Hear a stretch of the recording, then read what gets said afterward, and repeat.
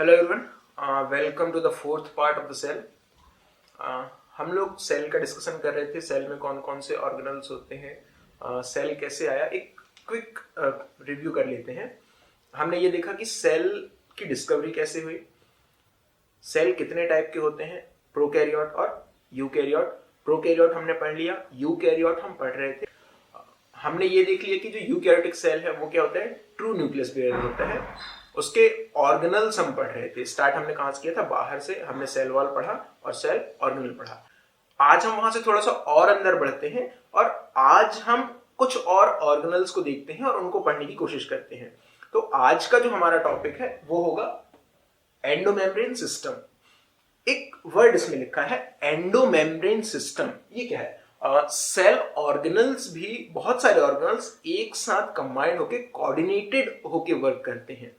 तो उसमें कुछ कुछ सेल मेम्ब्रेन्स ऐसे हैं जो एक दूसरे के साथ मिलके काम कर रहे हैं और एक दूसरे से अटैच्ड हैं। जो काम पुराना वाला कर रहा है उसको नेक्स्ट आगे बढ़ाता है और फिर वो नेक्स्ट बढ़ता जाता है। इसी को एक सिस्टम कहते हैं। इस एंडोमेम्ब्रेन सिस्टम में 4 ऑर्गेनल्स आते हैं। फर्स्ट हमारा आता है एंडोप्लाज्मिक रेटिकुलम, सेकेंड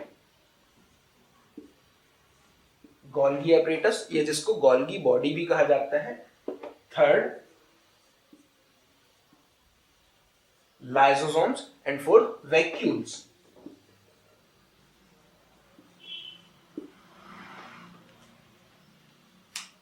तो आज हम इन्हीं चारों के फंक्शंस को, इनके स्ट्रक्चर को स्टडी करते हैं। तो हम स्टार्ट करते हैं एंडोप्लाज्मिक रेटिकुलम से। ड्राइंग बहुत ज्यादा अच्छी तो नहीं बनी है, पर समझने के लिए ठीक ठाक है। हम इसमें से एंडोप्लाज्मिक रेटिकुलम को समझने की कोशिश करते हैं। जो एंडोप्लाज्मिक रेटिकुलम है वो न्यूक्लियस के आउटर लेयर में, न्यूक्लियस क्या होता है, न्यूक्लियर का आउटर लेयर न्यूक्लियर एनवलप होगा। न्यूक्लियस के आउटर लेयर से लगा हुआ एक टिब्यूल लाइक पूरा नेटवर्क है। ये जो एंडोप्लाज्मिक रेटिकुलम हम देख रहे हैं ये पूरा नेटवर्क है। ये मैं इसको लेबल कर देता हूं। ये हमारा न्यूक्लियस हो गया, ये न्यूक्लियर कोर है और इससे लगा हुआ ये पूरा जो ट्यूब्यूल लाइक स्ट्रक्चर है, ये जो पूरा नेटवर्क है, ये पूरा नेटवर्क हमारा कहलाता है एंडोप्लाज्मिक रेटिकुलम। अब एंडोप्लाज्मिक रेटिकुलम ट्यूब्यूल है पूरा। तो जो हमारा कंप्लीट सेल है, मान लो ये सेल है, इस सेल को 2 पार्ट में डिवाइड करता है या 2 पार्ट में कंपार्टमेंट बनाता है। जो फोल्डिंग्स के अंदर या एंडोप्लाज्मिक के अंदर जो स्पेस है इसको बोला जाता है इनर लेमिला।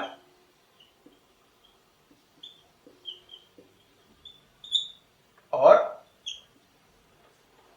बाहर का जो पोर्शन है वो आउटर लेमिला होता है। अब इसके अलावा भी हम ये देख रहे हैं कि एंडोप्लाज्मिक रेटिकुलम में ये रेड रेड डॉट दिख रहे हैं। ये रेड रेड जो डॉट है ये सारे के सारे राइबोसोम्स होते हैं। इन्हीं राइबोसोम्स के प्रेजेंस के बेसिस पे एंडोप्लाज्मिक रेटिकुलम को 2 पार्ट में बांटा जाता है। जहां जहां एंडोप्लाज्मिक रेटिकुलम में राइबोसोम्स अटैच होंगे इनको बोला जाता है रफ एंडोप्लाज्मिक रेटिकुलम,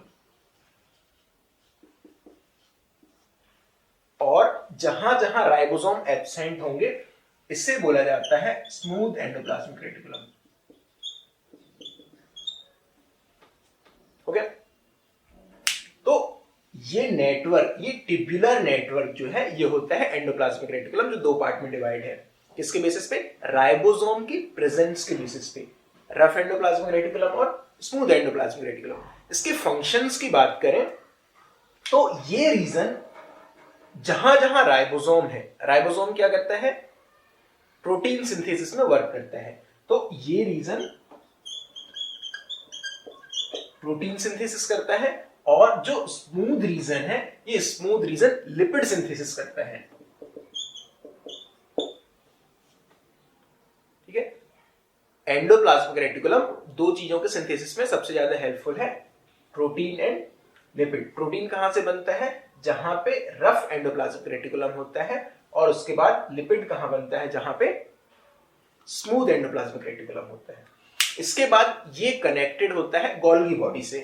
तो अभी मैं सिस्टम की बात कर रहा था। अरे वो एल्विस यादव वाला सिस्टम नहीं, ये एंडोमेम्ब्रेन सिस्टम। अब इसमें एंडोप्लाज्मिक रेटिकुलम से लगा हुआ एक और डिस्क लाइक्स एक नेटवर्क है, वो होता है जिसे बोला जाता है गोल्गी बॉडी। एक साइंटिस्ट थे कैमिलो गोल्गी,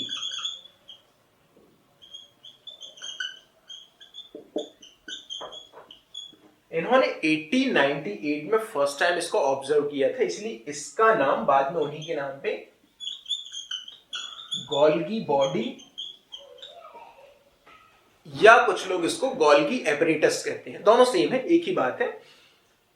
अब ये जो गोल्गी एपरेटस है या गोल्गी बॉडी है वो एंडोप्लाज्मिक रेटिकुलम के जस्ट नेक्स्ट में होता है। होता क्या है, एंडोप्लाज्मिक रेटिकुलम ने कुछ चीजें सीक्रेट की, जैसे मैंने भी बताया, क्या, लिपिड एंड प्रोटीन। अब जो हमारा गोल्गी बॉडी है इसमें दो फेस होती हैं।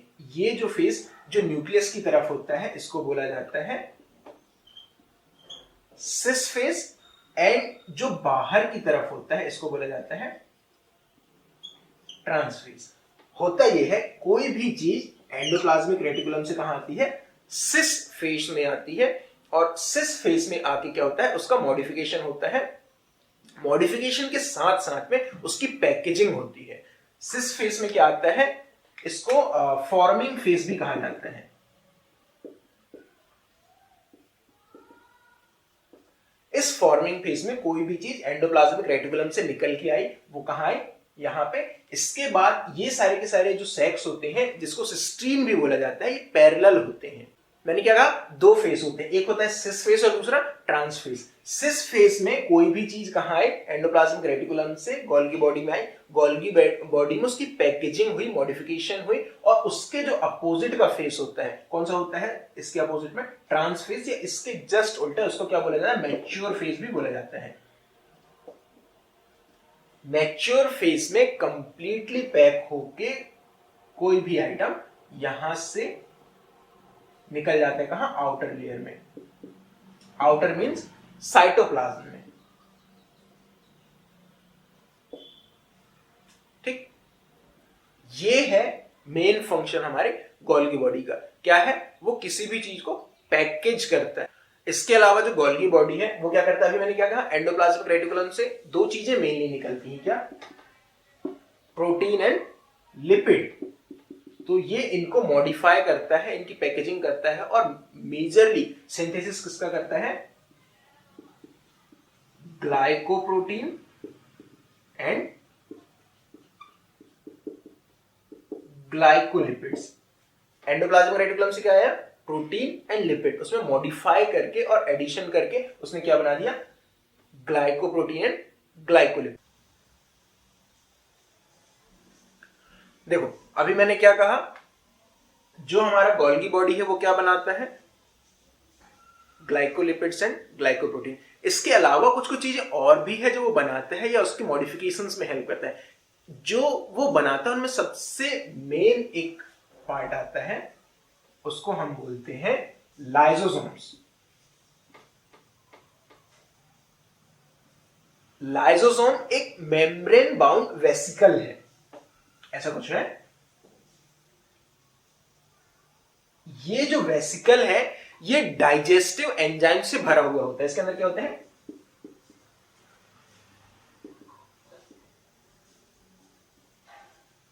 डाइजेस्टिव एंजाइम्स होते हैं। ये डाइजेस्टिव एंजाइम्स किसी भी ऑर्गेनल को या किसी भी प्रोटीन को या लिपिड को डाइजेस्ट करने में हेल्प करते हैं। इसमें मेनली जो डाइजेस्टिव एंजाइम्स होते हैं वो होते हैं लाइपेजेस, प्रोटीएसेस और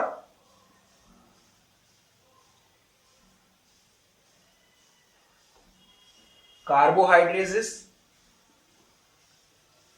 ये जितने भी डाइजेस्टिव एंजाइम हैं जिनके लास्ट में ASE लगा होता है, ये क्या होता है, डाइजेस्टिव एंजाइम। अब जो लाइपेज है वो लिपिड्स को डाइजेस्ट करेगा, जो प्रोटीएज है वो प्रोटीन को डाइजेस्ट करेगा, जो कार्बोहाइड्रेसेस है ये कार्बोहाइड्रेट को डाइजेस्ट करेंगे। इसके अलावा न्यूक्लियस भी होता है, न्यूक्लियस क्या करता है, न्यूक्लिक एसिड को डाइजेस्ट करता है। न्यूक्लिक एसिड में क्या आते हैं, आरएनए और डीएनए, इन दोनों को। तो ये जो हमारा डाइजेस्टिव एंजाइम्स हैं ये किसके अंदर भरे होते हैं, लाइसोसोम। इसीलिए लाइसोसोम को एक और नाम से बुलाया जाता है, क्या होता है, सुसाइड बैग्स। जो हमारा माइटोकॉन्ड्रिया है वो पावर हाउस ऑफ सेल है, और जो हमारा लाइसोसोम है वो क्या है, सुसाइडल बैग है। अब देखो, इसी से इंटरकनेक्टेड एक और ऑर्गेनल होता है। हमने क्या कहा, जो हमारा लाइसोसोम है वो डाइजेस्ट करता है। अब किसी भी चीज को अगर हम मारेंगे या डाइजेस्ट करेंगे तो उसमें कुछ ऐसा मटेरियल बचेगा जो किसी काम का नहीं होगा, बचता है, या एक्सक्रीशन या एक्सक्रीटरी मटेरियल कुछ बचेगा। तो उसी मटेरियल को स्टोर करने के लिए इनसे कनेक्टेड एक और ऑर्गेनल होता है, वो भी एक हॉलो स्पेस है, मेम्ब्रेन बाउंड स्पेस है। ये मेम्ब्रेन बाउंड वेसिकल है, वो मेम्ब्रेन बाउंड स्पेस। इस स्पेस को बोला जाता है वैक्यूल। वैक्यूल क्या है, एक मेम्ब्रेन बाउंड स्पेस है जहां पे मेनली वाटर भरा होता है, या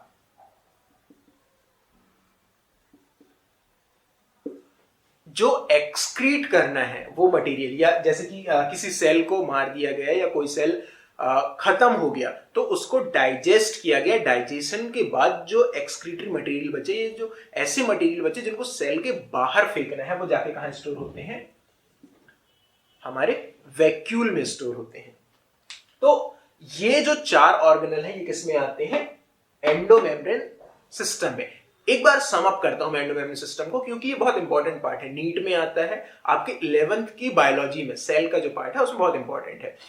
एंडोमेम्ब्रेन सिस्टम में चार ऑर्गेनल आते हैं। सबसे फर्स्ट जो आता है वो क्या आता है, endoplasmic reticulum. Endoplasmic reticulum nucleus के जस्ट साथ में लगा होता है, क्योंकि न्यूक्लियस से कोई भी चीज अगर बाहर आ रही है तो उसको प्रोसेस करना है। हमारा जो प्रोटीन है वो कहां बनता है, राइबोसोम्स में। राइबोसोम्स बहुत ज्यादा क्वांटिटी में कहां होते हैं, एंडोप्लाज्मिक रेटिकुलम में। अब इसी राइबोसोम के प्रेजेंस के बेसिस पे एंडोप्लाज्मिक रेटिकुलम को दो पार्ट में डिवाइड किया गया है। जहां जहां राइबोसोम प्रेजेंट होगा वो पार्ट रफ एंडोप्लाज्मिक रेटिकुलम, क्योंकि खुरदुरा दिखाई देता है क्योंकि राइबोसोम्स वहां पे लगे हुए हैं, और जहां राइबोसोम्स नहीं है उस पार्ट को बोला जाता है स्मूथ एंडोप्लाज्मिक रेटिकुलम। जो हमारा रफ एंडोप्लाज्मिक रेटिकुलम है वो क्या बनाता है, वो बनाता है हमारा प्रोटीन, और जो हमारा स्मूथ एंडोप्लाज्मिक रेटिकुलम है वो बनाता है क्या, लिपिड्स। इनको बनाया। अब इसको एंडोप्लाज्मिक रेटिकुलम से ट्रांसफर किया जाता है कहां, गोल्गी बॉडी में। गोल्गी बॉडी के सिस फेस में, जिसको क्या बोला जाता है, फॉर्मिंग फेस। यहां पे हमारा प्रोटीन या लिपिड्स आए, ये अंदर जाते हैं, किस तरफ जाते हैं, ट्रांस फेस की तरफ मूव करते हैं। यहां पे इनका मॉडिफिकेशन होता है और इनको पैक किया जाता है। पैक करके कहां भेजा जाता है, जहां भेजा जाना है उसके ट्रांसपोर्ट के लिए यहां इसकी पैकेजिंग होती है, और इसके ट्रांस फेस से ये हमारा क्या हो गया, ट्रांस फेस, जिसको मैच्योरिंग फेस बोला जाता है। वहां से इसको निकाला जाता है और इसको जहां भी रिक्वायरमेंट है लिपिड की, प्रोटीन की, पूरे सेल में वहां पे भेज दिया जाता है। इसके साथ साथ इसका मॉडिफिकेशन करके इसको कुछ अलग चीजों में भी बनाया जाता है। जैसे प्रोटीन को मॉडिफाई करके क्या बनाया, ग्लाइकोप्रोटीन। लिपिड को मॉडिफाई करके क्या बनाया, ग्लाइकोलिपिड्स। ठीक, जहां इनकी रिक्वायरमेंट होगा इसको भी भेज दिया जाएगा। इसके बाद इसी ने एक और ऑर्गेनल को बनाया जिसको हम क्या बोलते हैं, लाइसोसोम्स। लाइसोसोम्स में एंजाइम्स, डाइजेस्टिव एंजाइम्स भरे होते हैं। वो डाइजेस्टिव एंजाइम किसी भी प्रोटीन को या न्यूक्लिक एसिड को या फिर लिपिड को डाइजेस्ट करने में केपेबल होते हैं। इन्होंने डाइजेस्ट कर लिया, अगर उस किसी चीज की रिक्वायरमेंट नहीं है, सेल हमको सिग्नल दिया कि इसको डाइजेस्ट करना है, लाइसोसोम अपने काम में लग गया। लाइसोसोम ने क्या किया, उसको डाइजेस्ट कर दिया। उस डाइजेशन में जो एक्सक्रीटरी मटेरियल बचा वो कहां चला जाता है, हमारा वैक्यूल में। इस तरह ये जो चारों ऑर्गेनल्स हैं वो आपस में एक सिस्टम में जुड़े हैं। कोऑर्डिनेशन उनका हमेशा होता है, इसीलिए इसको क्या बोला जाता है, एंडोमेम्ब्रेन सिस्टम। इसके अलावा और भी बहुत सारे ऑर्गेनल्स हैं। हमारा माइटोकॉन्ड्रिया है, ठीक, प्लास्टिड्स है, सेंट्रियोल है, ये सब इंडिपेंडेंट होते हैं, ये सब एक दूसरे से जुड़े नहीं होते, इनको हम अलग से पढ़ते हैं। इसलिए ये चार अपना एक सिस्टम बना के रखते हैं। इसके बाद दूसरे जो ऑर्गेनल्स हैं उनको हम नेक्स्ट वीडियो में पढ़ेंगे। आई होप एंडोमेम्ब्रेन सिस्टम आपको अच्छे समझ में आ गया होगा। कुछ भी अगर आपकी क्वेरीज हैं तो वो कमेंट सेक्शन में आप बता सकते हैं। इसके अलावा नेक्स्ट वीडियो में दो बहुत इंपॉर्टेंट सेल ऑर्गेनल्स हैं, एक है माइटोकॉन्ड्रिया और सेकंड प्लास्टिड्स। इन दोनों को हम देखेंगे।